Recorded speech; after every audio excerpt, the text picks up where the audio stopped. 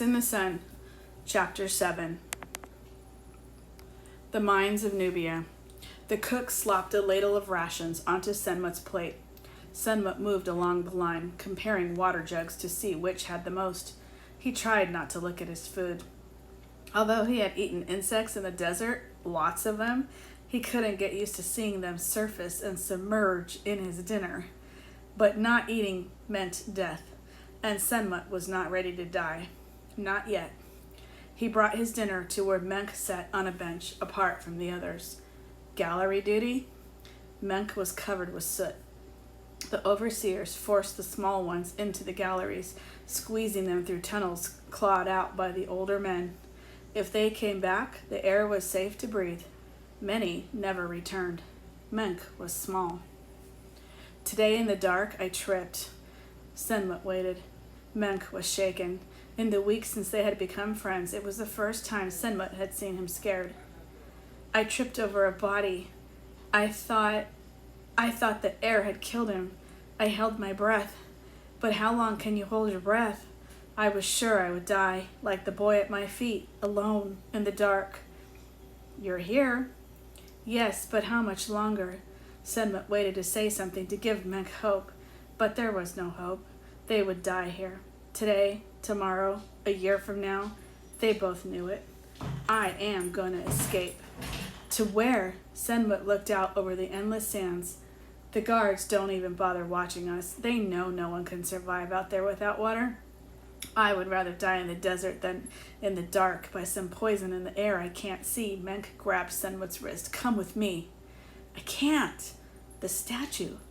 I must finish it first. I don't know if my father lives or not, but I must do what I can. How much longer? Senmut thought. How much longer? Without tools, he had used what he could fashion from strips of cloth and stone. He'd even used his fingernails until they were worn to stubs. The wood he'd found in the mine, left behind by a torch carrier, was nearly carved. The lion's head of Sekhmet had come easily, the flow of the gnarled acacia lending itself to the lion's mane. But Sekhmet's graceful woman's body had taken time. The most dangerous part was yet to come. He wanted to gild her.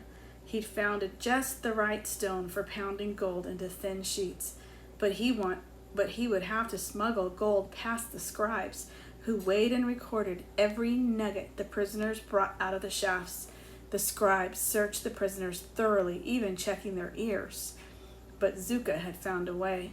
Senmut had seen him palming flecks and nuggets to bribe the cook for extra rations and the guards for special treatment. Zuka had found a way to get the gold past the scribes. Senmut had been watching. He hadn't discovered Zuka's method.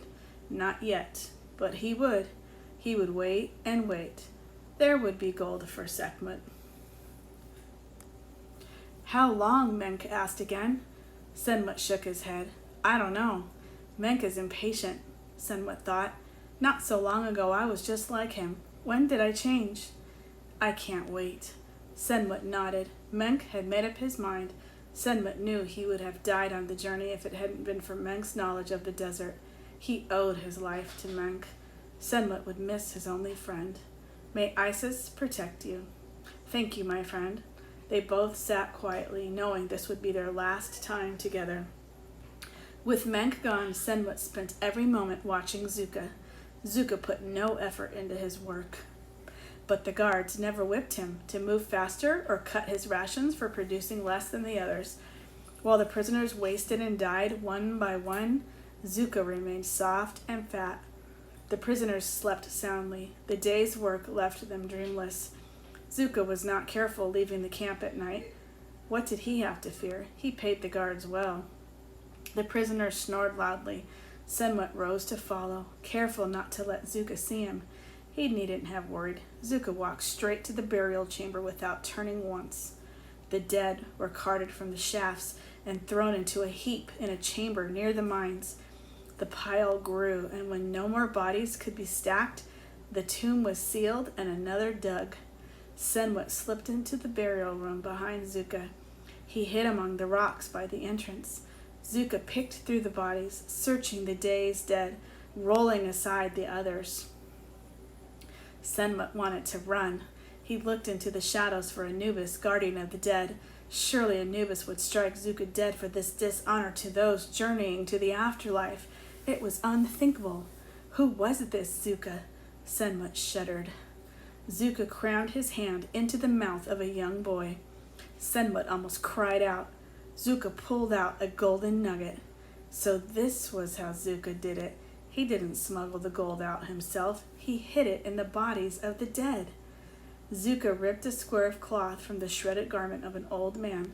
He wrapped the nugget in the cloth, tucked it in his waistband, then continued searching, prodding the pile with one foot.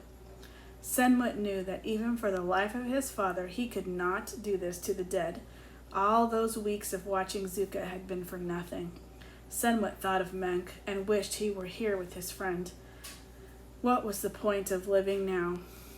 It would be better to die in the desert alongside his friend than alone here to have his body thrown on the heap, or worse, fed to the jackals. Zuka finished collecting the nuggets and sat down on the top of the pile of bodies to examine his gold. He held each nugget up, turning it in the dim light, weighing it in the palm of his hand. Senmut was trapped behind the rocks. He couldn't leave without being seen until Zuka left. He felt sick watching Zuka's treatment of the dead. When would the grave robber return to camp? Senmut was weary. He worked the back-breaking tunnels all day and carved each night when the others had fallen asleep. The promise of the statue had kept him alive, until now. He felt tired. He wanted to lie in the pile of the dead and sleep forever. Finally, Zuka rose to leave. He picked up a small nugget from his cloth and placed it on top of the rock by the entrance. A bribe for the guard? Senmut held his breath. He waited until he was sure Zuka had disappeared into the night. Then he snatched the nugget and melted into the darkness. Senmut sneaked back to camp, circling the mines. He was near the edge of the camp when he heard something. It sounded like a wounded animal. Senmut stayed perfectly still. The jackal? Had Anubis come? Again, the low wail, longer this time. The jackal. Senmut raised his head and roared. The night turned to still.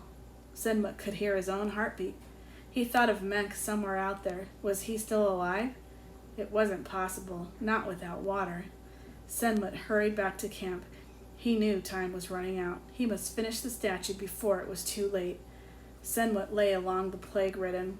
The guards never checked carefully here. They walked quickly by, covering their noses when they passed. Even the other prisoners slept as far from the sick as they could. Senmut had buried his nugget alongside his carving under his sleeping mat. He had wanted to begin pounding the gold right away, but he knew he needed his rest if he was to survive long enough to finish. Each night he worked a little later, getting less rest from the hardships of the day, but driven by the fear he'd be too late to save his father. The sheet of gold, hammered thin, was perfect. Senmut had pounded the nugget with painstaking slowness, the groans of the sick and the wounded veiling the dull thud of his rock on the gold. Now he wrapped the statue in the gold sheet, pressing the thin metal into the crevices of the carving. Sekhmet came alive in his hands. His work was done. Senmut was so pleased with his amulet, so relieved to be finally finished, he failed to hear the prisoner creep up behind him. "You'll get us all whipped to death!"